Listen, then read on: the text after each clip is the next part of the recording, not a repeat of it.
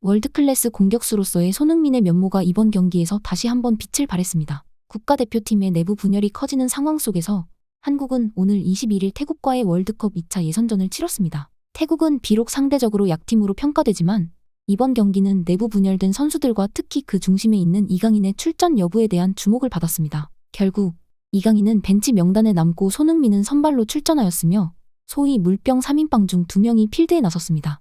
하지만 손흥민은 오로지 자신의 플레이만으로 경기를 주도해 나갔습니다. 태국은 손흥민의 원맨쇼에 대비하여 강한 두 줄 수비와 맨마킹 전략을 구사했고 주민규를 완전히 방치하며 손흥민에게 집중했습니다. 이러한 전략은 오히려 손흥민에게 공간을 주며 수비 공백을 만들어내는 결과를 초래했습니다. 경기 초반 태국은 손흥민을 강하게 압박하며 극단적인 수비 대응을 취했습니다. 그러나 손흥민은 이에 굴하지 않고 사이드 돌파를 시도하며 태국의 수비 라인을 무너뜨리기 시작했습니다. 손흥민의 빠른 움직임은 태국 수비진을 압도했고 태국은 거친 몸싸움과 태클로 손흥민을 막으려 했지만 손흥민은 이를 피하며 프리미어 리그 수비진도 막지 못하는 라인 브레이킹 스피드로 수비진을 교란시켰습니다. 이날 손흥민의 플레이는 단순한 경기를 넘어 팀 내의 분열과 어려움 속에서도 국가대표로서의 자긍심과 기량을 선보이는 계기가 되었습니다. 그의 활약은 팀의 분위기를 반전시키고 팬들에게는 또 한 번의 감동을 선사했습니다. 이로써 손흥민은 자신이 왜 월드클래스 공격수인지를 거듭 증명해 보였습니다. ESPN 해설위원들은 손흥민 선수의 경기력을 높이 평가하며 그의 독보적인 움직임이 한국 대표팀에서의 원맨쇼 같은 공격 흐름의 핵심이라고 언급했습니다.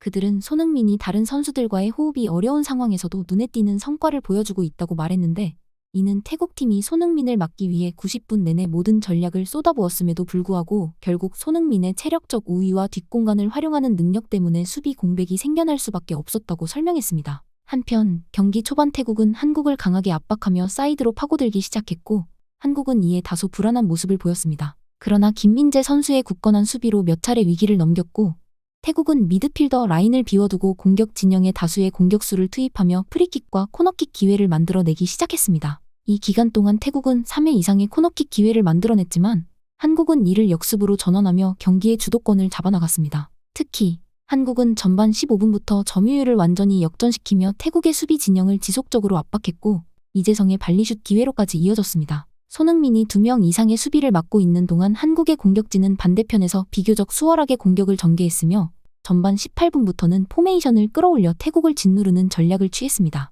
이러한 전략은 경기 내내 지속되었고 한국 대표팀은 태국에 맞서 치열한 접전을 벌였습니다. 그러다 전반 19분에 황인범의 슛이 튀어나왔고 이를 주민규가 득점으로 연결할 기회가 있었지만 아쉽게도 정확한 임팩트를 취하지 못했습니다. 그럼에도 불구하고 손흥민 선수는 전반 30분경 완전히 몸이 풀린 듯한 모습으로 위협적인 프리킥을 선보이며 좋은 컨디션을 보였고 이 프리킥 기회는 2차 슈팅 기회로 이어졌습니다. 손흥민의 활약으로 인해 한국팀의 전략과 경기 흐름이 완전히 바뀌기 시작했고 태국팀은 손흥민을 의식한 나머지 수비 라인이 흐트러지며 점유율이 20%까지 떨어졌습니다. 한국은 이러한 기회를 활용해 계속해서 세밀한 공격을 이어갔습니다. 전반 36분경 주민규의 기습적인 등지기 패스를 통해 손흥민이 위협적인 슈팅 기회를 만들어냈지만 아쉽게도 이를 득점으로 연결시키지는 못했습니다. 그러나 주민규와 손흥민의 티키타카 호흡은 한국의 공격 양상을 완전히 바꿔놓았습니다. 해외 해설진은 손흥민과 주민규의 2대1 패스와 슈팅 마무리 그리고 손흥민의 공간 인식 능력에 대해 극찬했습니다.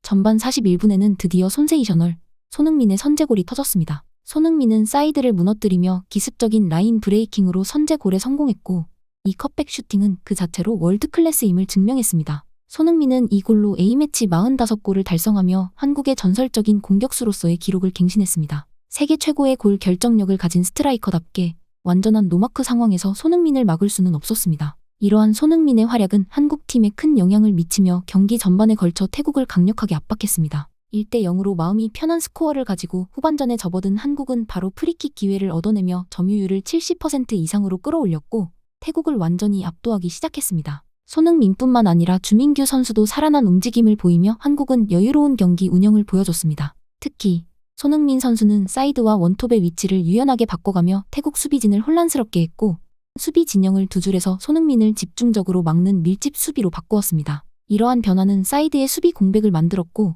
손흥민은 이 공백을 노련하게 활용하며 경기를 이끌었습니다. 하지만 후반 60분경 한국은 태국의 동점골을 허용하며 경기는 1대1의 팽팽한 접전으로 전개됐습니다. 68분에 손흥민의 라인 브레이킹으로 역전골을 넣었지만 오프사이드 판정으로 인해 골이 취소되며 손흥민은 판정에 당황하는 모습을 보였습니다.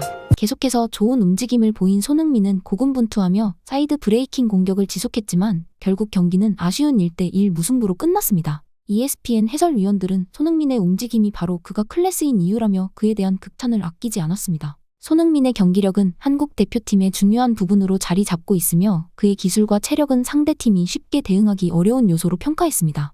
손흥민 선수는 토트넘에서 8년 동안의 시간을 투자한 뒤 국가대표팀에서도 그의 가치를 입증하고 있습니다. 앞으로 있을 월드컵 예선전에서도 부상 없이 안전하게 경기를 치르길 바라는 마음입니다. 손흥민의 활약은 한국 축구의 중요한 자산이며 그가 건강하게 경기에 임하는 것은 국가대표팀에 있어 중대한 요소임을 다시 한번 확인했습니다.